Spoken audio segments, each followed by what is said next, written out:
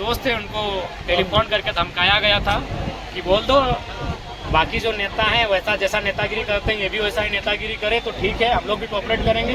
और नहीं तो ये ज़्यादा अगर ये मतलब ग्रामीणों का पक्ष लेगा, ज़्यादा अगर रैयतों का पक्ष लेगा तो ठीक नहीं होगा, देख लेंगे, इस टाइप का बात बोला गया है।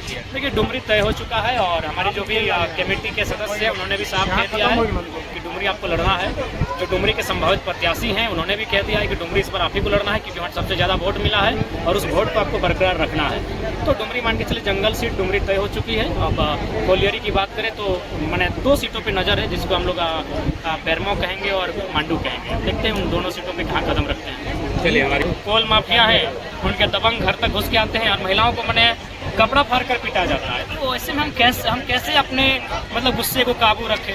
देखिए रोज मर मर के जीने से अच्छा है कि एक बार मर जाए। या तो ये हमारे जमीन उनकी हो जाएगी या फिर अगर हम लोग जिंदा रहेंगे तो सम्मान के साथ रहेंगे। देखिए जो भी कोलियरी क्षेत्र है, मेरा ये भाषण केवल कोलियरी क्षेत्र में ही होता है क्योंकि बहुत खराब लगता है, बहुत पीड़ा होती है कि हम लोग इस देश की उन्नति के लिए क्या नहीं दिए, अपना गांव दे दिए, अपनी जमीन दे दिए, फिर भी आज क्या होता है वहाँ पे झारखंड को निर्णायक लड़ाई लड़नी चाहिए। ऐसे तो हम मर ही रहे हैं। हाल ही फिलहाल एक लड़का कैंसर से मर गया प्रदूषण से, लेकिन प्रदूषण का अभी तक नियंत्रण नहीं हुआ क्योंकि वे लोग नेताओं को फाइनेंस करते हैं। देखिए रोज मर मर के जीने से अच्छा है कि एक बार मर जाए। या तो ये हमारे जमीन उनकी हो जाएगी या फिर अगर हम लोग जिंदा रहेंगे तो सम्मान के साथ रहेंगे। देखिए जो भी कोलियरी क्षेत्र है, मेरा ये भाषण केवल कोलियरी क्षेत्र में ही होता है क्योंकि बहुत खराब लगता है, बहुत पीड़ा होती है कि हम लोग इस देश की उन्नति के लिए क्या नहीं दिए, अपना गांव दे दिए, अपनी जमीन दे दिए, फिर भी आज क्या होता है वहाँ पे प्रदूषण की मार हम झेलते हैं, प्रदूषण से बीमार हम होते हैं। और रोजगार की अगर बात करें तो हम लोग मतलब धक्के मार के लात मार के भगा दिए जाते हैं। तो इसीलिए अब ये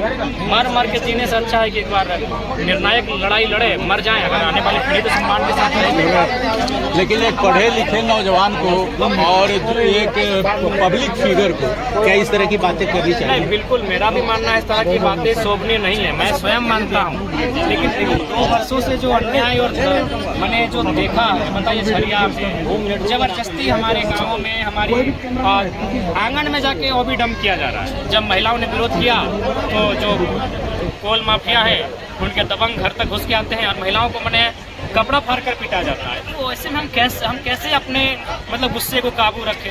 हमें भी आस्था है इस लोकतांत्रिक देश में, लेकिन ये लोकतांत्रिक देश पूंजीपतियों के सामने चुप हो क्यों हो जाता है?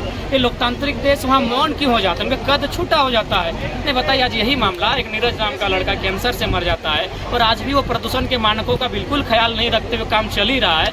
तो हम कैसे विश्वास करेंगे लोकतांत्रिक व्यवस्था में हम आम व्यक्ति भी कहीं फिट बैठते हैं?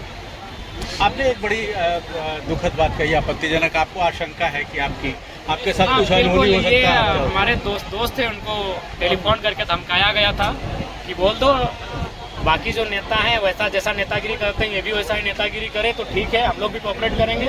और नहीं तो ये ज़्यादा अगर ये मतलब ग्रामीणों का पक्ष लेगा, ज़्यादा अगर रैयतों का पक्ष लेगा तो ठीक नहीं होगा, देख लेंगे, इस टाइप का बात बोला गया है। हमारे दोस्त सामने है, विराट सामने, आप पूछ लीजिए उनसे। आपने प्रशासन को, पुलिस को इसकी सूचना दी? देखिए हमें लगता है कि पुलिस प्रशासन को हमने बहुत जल्द हम लोग अपने अंगरक्षक के लिए भी इस बात का लेटर ड्राफ्टिंग हो चुका है, इस विषय की हम लोग जानकारी उनको देंगे। हालांकि हमें इस बात का कोई भय नहीं है कि हमें मार देंगे, तो उसके डर से हम दे रहे हैं।